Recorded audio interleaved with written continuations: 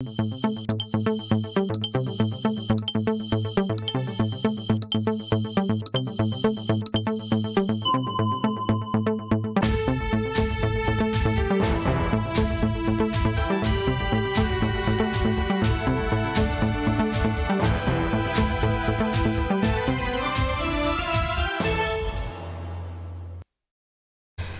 CACEM de l'année pour le ministère en charge des infrastructures. À l'heure du bilan, il ressort que la crise sécuritaire a fortement impacté la mise en œuvre des activités du secteur.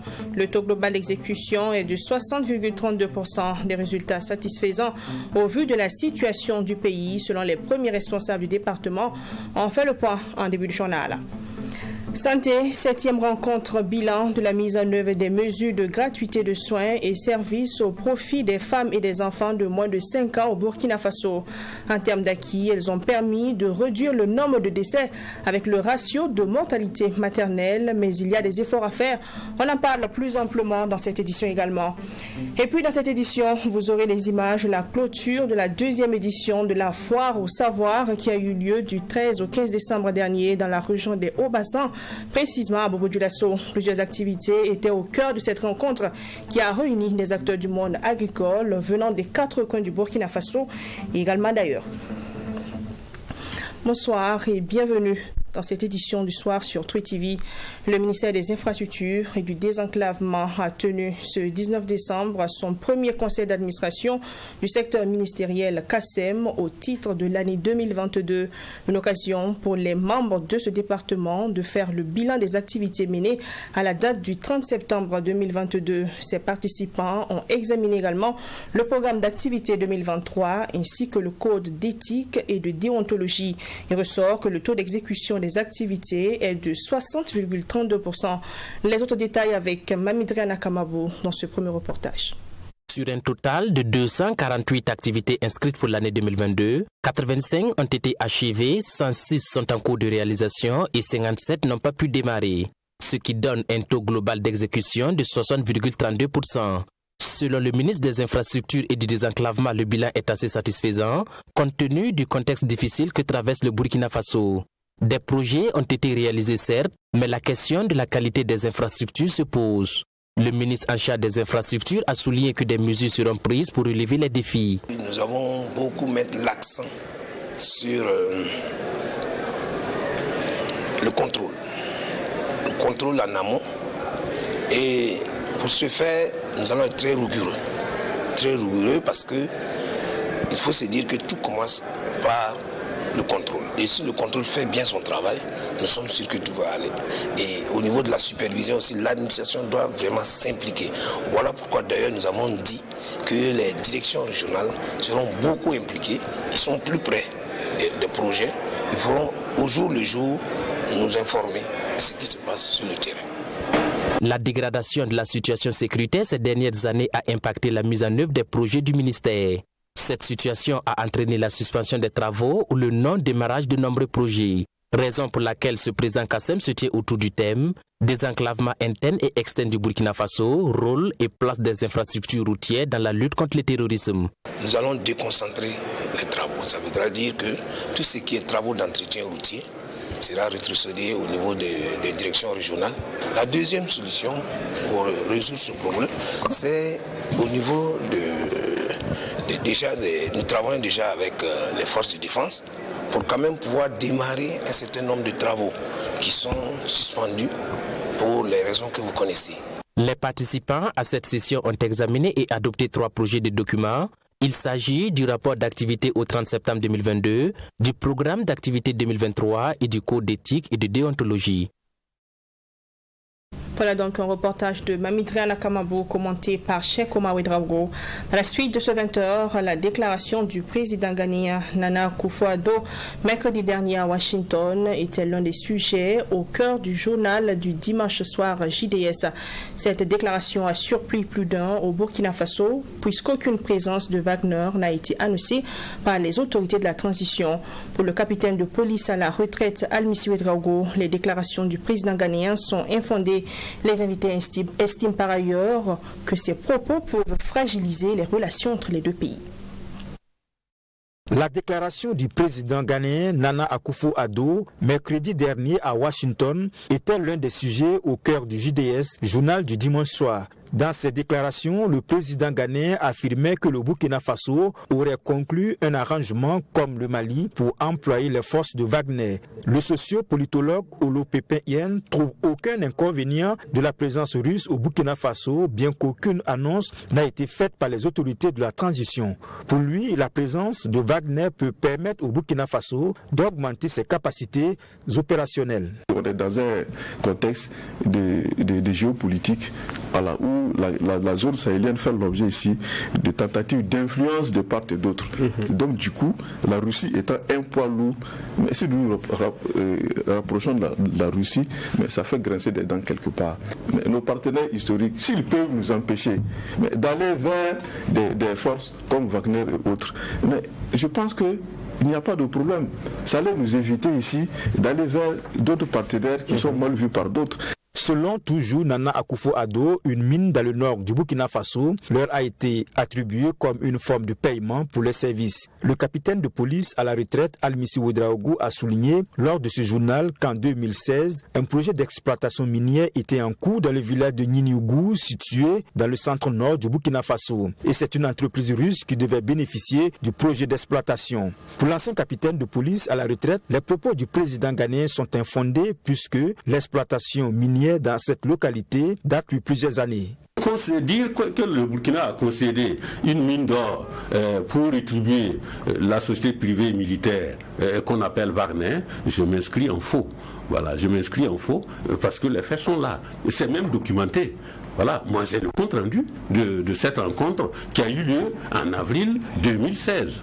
Donc, quand on est à ce niveau de responsabilité, il faut savoir souvent peser le pour et le contre, aller à la source souvent. Selon les invités du GDS, la déclaration du président ghanéen Nana Akufo-Addo peut fragiliser les relations entre ces deux États. Quelques heures après cette déclaration, l'ambassadeur du Ghana au Burkina Faso, Bonivas Gambila Dagbila, a été convoqué pour une audience urgente au ministère en charge des Affaires étrangères. Et du même coup, l'ambassadeur du Burkina Faso au Ghana a été rappelé à Ouagadougou. Le sociopolitologue invite les deux parties à jouer à l'apaisement pour le bien de leur population. Traditionnelle tournée de fin d'année de la mairie centrale de Ouagadougou, la délégation spéciale s'est rendue dans la soirée de ce lundi 19 décembre 2022 à la première compagnie de la Brigade nationale de sapeurs-pompiers BNSP. Objectif, encourager les soldats du feu en cette fin d'année et leur souhaiter les vœux les meilleurs pour l'année qui s'annonce. Le reportage de Fatima Tanikiema pour vous. Première compagnie de la Brigade nationale de sapeurs-pompiers BNSP. Située à 2 pas de la mairie centrale de Ouagadougou, elle a reçu ce 19 décembre la visite du président de la délégation spéciale et ses collaborateurs. Avec une enveloppe à main, Maurice Konaté dit être venu encourager ses soldats du feu qui sont très sollicités dans la ville de Ouagadougou, surtout en cette période de fin d'année. Ils ont été sur tous les fronts, que ce soit à l'intérieur de la ville de Ouagadougou, que ce soit à l'intérieur du pays, que ce soit en tout cas sur le front. Ces soldats en tout cas se sont illustrés dans le combat pour apporter en tout cas secours aux hommes qui en ont besoin. Donc quoi de plus normal, et je dirais que c'est même un devoir pour nous de leur reconnaître cela. Une reconnaissance bien accueillie par ces hommes de terrain. Selon le lieutenant-colonel Dapanaon, c'est une approche salutaire et réconfortante. Occasion pour ce dernier de reconnaître le mérite de ces hommes et femmes qui sont prêts à sacrifier leur vie pour sauver d'autres vies et interpeller les usagers de la route en cette période d'effervescence. À chaque fin d'année, malheureusement, nous enregistrons le plus gros de nos statistiques en nombre parce que très souvent, c'est à cette période d'année que soit il y a un relâchement ou alors par l'effet des fêtes, les usagers de la voie publique se donnent souvent certaines libertés au point de ne pas respecter certaines règles de la circulation. Et malheureusement, nous enregistrons beaucoup de cas d'accidents de circulation et quelquefois des pertes en vies humaines. Pour éviter donc ces désagréments en cette fin d'année, le lieutenant-colonel Dapanaon invite les usagers de la route à plus de prudence et au respect du code de la route. Il invite également à une modération dans la consommation d'alcool. Le ministère de la Transition digitale, des postes et de communication électronique à travers l'Agence nationale de promotion d'éthique a ouvert ce 19 décembre 2022 la 4e édition de la rencontre technique des responsables des systèmes d'information de l'administration publique du Burkina Faso. Placée sous la présidence de la ministre en charge de la transition digitale, cette 4e édition a été placée sous le thème de la politique de sécurité du système d'information du réseau informatique national de l'administration. Les détails de Serge Kabouré. Le gouvernement burkinabé, dans sa politique de modernisation de l'administration publique, a institué les directions des services informatiques DSI dans les ministères et institutions. Un nouvel ancrage institutionnel qui suscite la nécessité d'instaurer un cadre de concertation entre les acteurs de l'administration en charge de l'économie numérique. C'est dans un tel contexte que s'est ouvert ce lundi la 4e édition de la rencontre technique des responsables des systèmes d'information de l'administration publique du Burkina Faso. Pour cette rencontre technique, qui est la 4e du genre, entre les DSI qui sont les ambassadeurs, on va dire, du ministère de la Transition digitale dans les autres départements ministériels, c'est ensemble de pouvoir l'examiner et de pouvoir l'adopter, se l'approprier pour qu'au quotidien justement ils puissent mettre en œuvre les actions qu'il faut pour avoir un système d'information sécurisé. Au niveau du gouvernement, c'est déjà appuyé cette initiative-là, appuyer cette appropriation de cette politique qui est un instrument important, mais également le gouvernement a mis en place, et ce depuis quelques années, l'Agence nationale de sécurité des systèmes d'information qui œuvre justement à la protection de notre cyberespace, de notre système d'information au plan national. L'objectif général de cette rencontre est d'échanger et de partager les informations avec les responsables en charge du système d'information de l'administration publique sur la politique de sécurité du système d'information du réseau informatique national de l'administration RESINA. Il ne faut pas attendre qu'il y ait des failles pour pouvoir courir pour résorber. Il faut anticiper. C'est en cela que nous développons la politique de sécurité du système d'information du réseau qu'on appelle RESINA, qui est le réseau informatique national de l'administration, qui est géré par l'ANPTIC. Donc l'ANPTIC en tant qu'entité qui gère cette infrastructure importante pour l'interconnexion de nos entités administratives, a jugé utile dans ce contexte justement particulier qui traverse notre pays, d'anticiper pour avoir une politique de sécurité globale de ce vaste réseau qui est utilisé par l'ensemble des administrations publiques. Au terme de cette 4e édition, plusieurs résultats sont attendus de la part de l'ensemble des utilisateurs de cette infrastructure. Il y a un plan d'action triennal qui est assorti de cette politique-là, donc qui a commencé à être mis en œuvre, et il y a un certain nombre d'actions qui vont être menées au niveau de l'ANPTIC, mais d'autres actions aussi qui seront menées au niveau des différents ministères qui font partie prenante en fait des utilisateurs de cette infrastructure importante-là. Donc si chacun s'approprie et chacun sait quelle action il doit mener et chacun sait aussi quelles actions il ne doit pas mener parce qu'il y a un certain nombre de comportements qu'il faut avoir lorsqu'on utilise cette infrastructure-là. Politique de sécurité du système d'information du réseau informatique national de l'administration, c'est sous ce thème que se tient cette 4e édition de la rencontre technique des responsables des systèmes d'information de l'administration publique du Burkina Faso. Santé, ouverture ce lundi 19 décembre de la 7e rencontre bilan de mise en œuvre des mesures de gratuité de soins et de services au profit de la femme et des enfants de moins de 5 ans au Burkina Faso. La cérémonie présidée par le ministre en charge de la Santé a permis de faire le point des acquis engrangés après 6 ans de mise en œuvre et de réfléchir à pérenniser la mesure. On en parle avec Maxime Jean-Yves Bambara dans cet élément. La mesure de gratuité des soins et services au profit de la femme enceinte et des enfants de moins de 5 ans a permis d'améliorer significativement un certain nombre d'indicateurs dans le domaine de la santé. C'est ce qui ressort de cette 7e rencontre bilan de mise en œuvre de cette mesure de gratuité et des acquis engrangés après 6 ans de mise en œuvre de cette mesure et dont se satisfait le ministre de la Santé, l'on retient entre autres. Elle a permis d'améliorer des indicateurs comme le nombre de nouveaux contacts pour les enfants de moins de 5 ans, et cela par an. cet indicateur a été multiplié par 3. La gratuité des soins a aussi contribué à améliorer le taux d'accouchement assisté, qui s'est établi autour de 94%. On peut aussi dire que la gratuité des soins qui a été élargie à la gratuité de la planification familiale a contribué à faire en sorte que la prévalence contraceptive puisse s'établir à 32%. Elle aura également permis de réduire le nombre de décès avec le ratio de mortalité maternelle qui est passé de 330 à 229,3 pour 1000 naissances vivantes.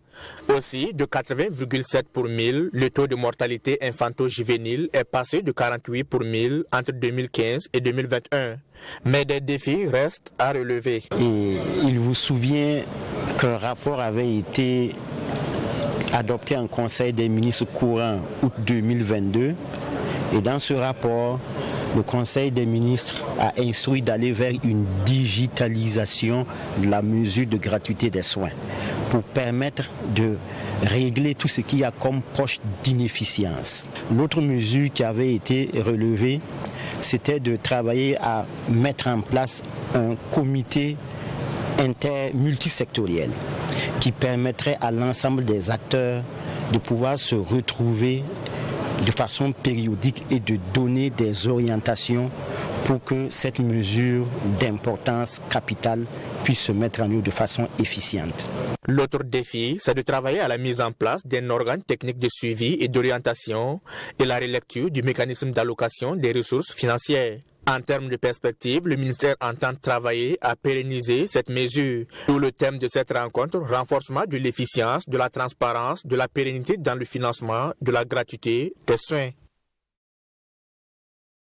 On reste dans le domaine. L'Observatoire d'analyse des problématiques éducationnelles et sociales du Burkina Faso a présenté son rapport de novembre 2022 sur la qualité des prestations de services des centres de santé publique de la ville de Ouagadougou.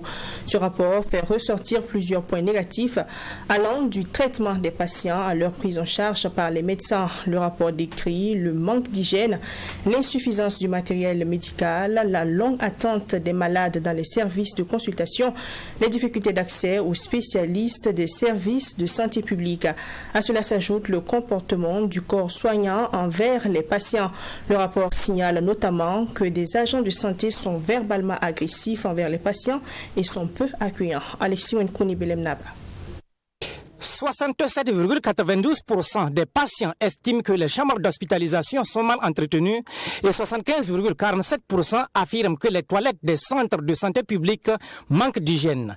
C'est ce qui ressort du rapport d'étude de novembre 2022 de l'OPES, Observatoire d'analyse des problématiques éducationnelles et sociales du Burkina. Un rapport sur la qualité des prestations de services des centres de santé publique de la ville de Ouagadougou, présenté à la presse ce samedi 17 novembre.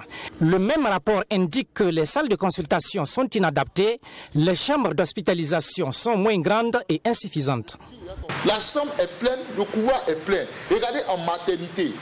En maternité, quand vous arrivez, les femmes ont fini d'accoucher, elles sont couchées à terre dans les couloirs, sur les nattes. Il y a les infections, les médecins même sont obligés de sauter les malades là comme ça. C'est-à-dire qu'ils sautent comme ça, ils viennent, ils te regardent, ils disent bon, est-ce que ça va quoi? Ils escaladent même le malade comme ça. Vous-même, vous voyez. Et ce n'est pas tout.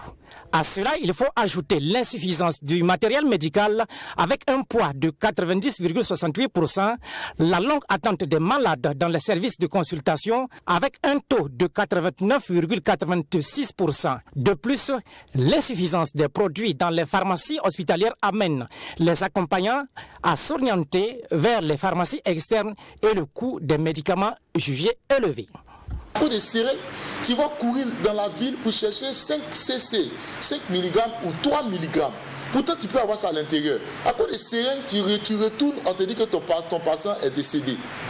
Les gens vont faire des palabres dans les hôpitaux. Ils vont dire mais attendez, comment ça se fait qu'à cause de ça, on ne peut pas disponibiliser ça à l'intérieur? Le médecin, il y a une contradiction. Le médecin dit allez chercher vite les produits. Quand c'est une urgence, appelez.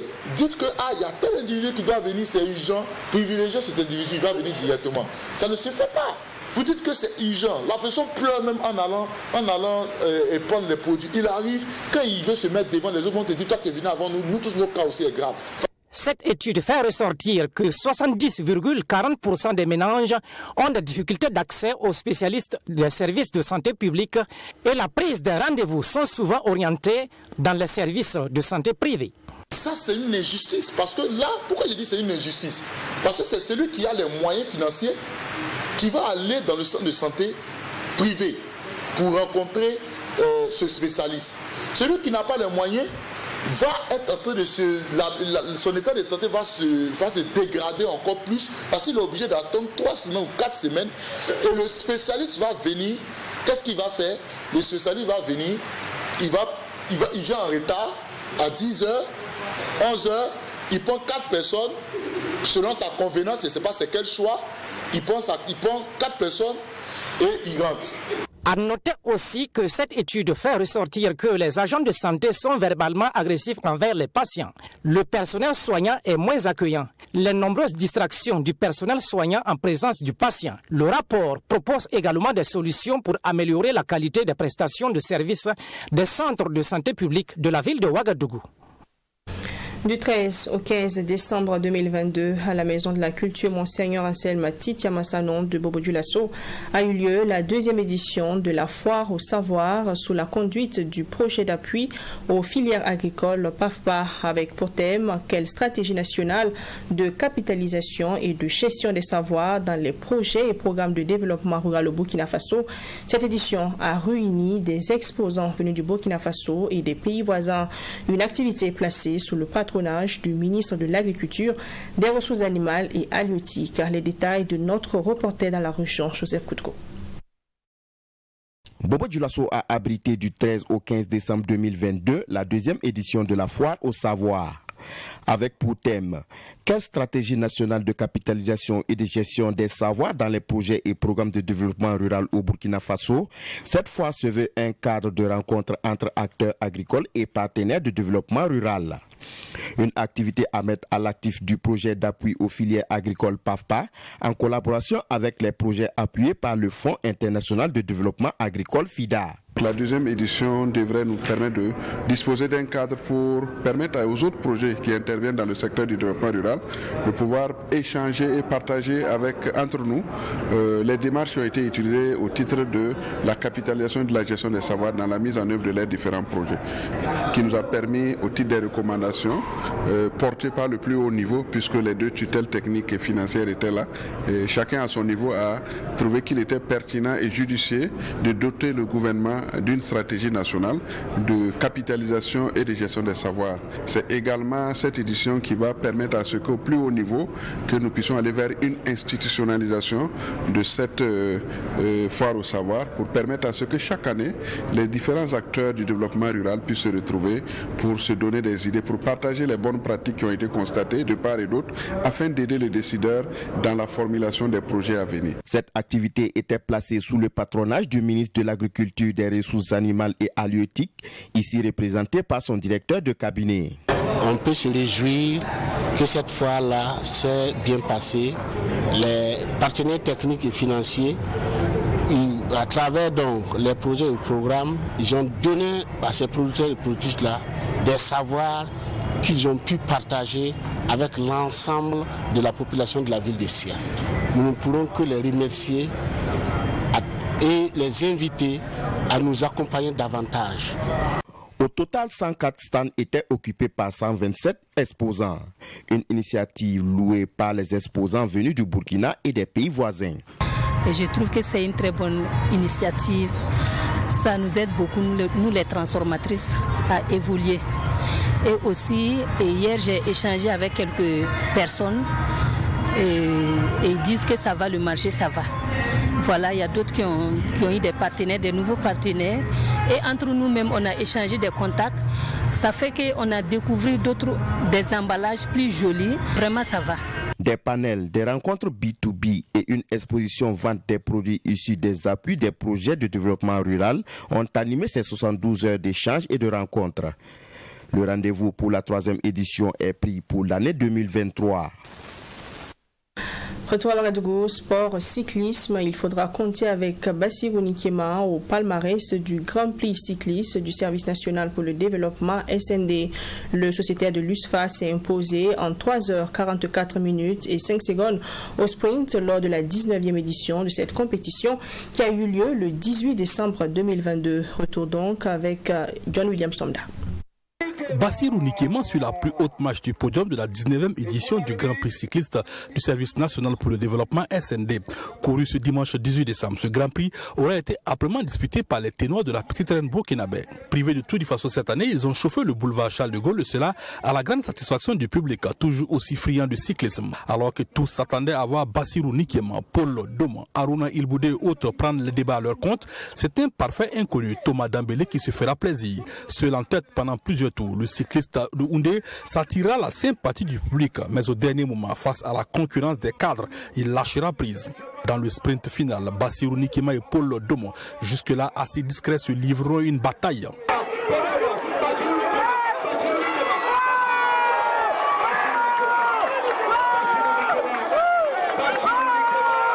Intouchable au sprint, Bassirou Nikema de l'USFA franchit en premier la ligne d'arrivée en 3h44 minutes 05 secondes, soit une vitesse moyenne de 37,863 km/h.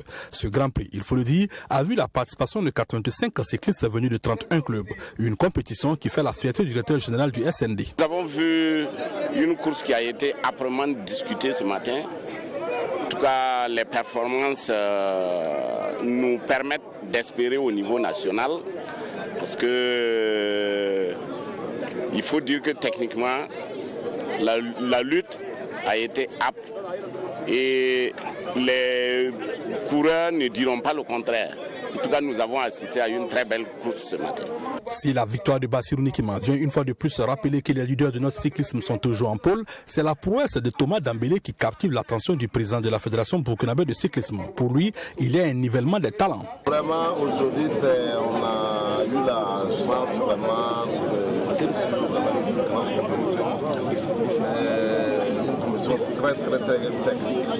Et surtout là, si on regarde, vu la population, ça veut dire tout simplement, ça c'est les entraîneurs qui ont pédalé et non pas les coureurs. Mais tout simplement, vous avez vu, c'est que le jeu cycliste de Houndé, qu'on n'a jamais attendu, qui a pu nous montrer aujourd'hui que non, les clubs, ce n'est pas les clubs de Ouaga, seulement qui sont les leaders, il y a les leaders partout, même dans les provinces. Pour son sacre, Bassirou Nikema répare avec un maillot, le trophée et des numéros.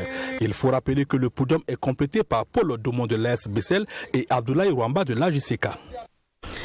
On termine en sport, le baseball et le softball, des disciplines méconnues auparavant au Burkina Faso, sont de plus en plus pratiquées de nos jours et attirent même l'attention des autorités. La preuve, elles ont désormais une fédération à part entière.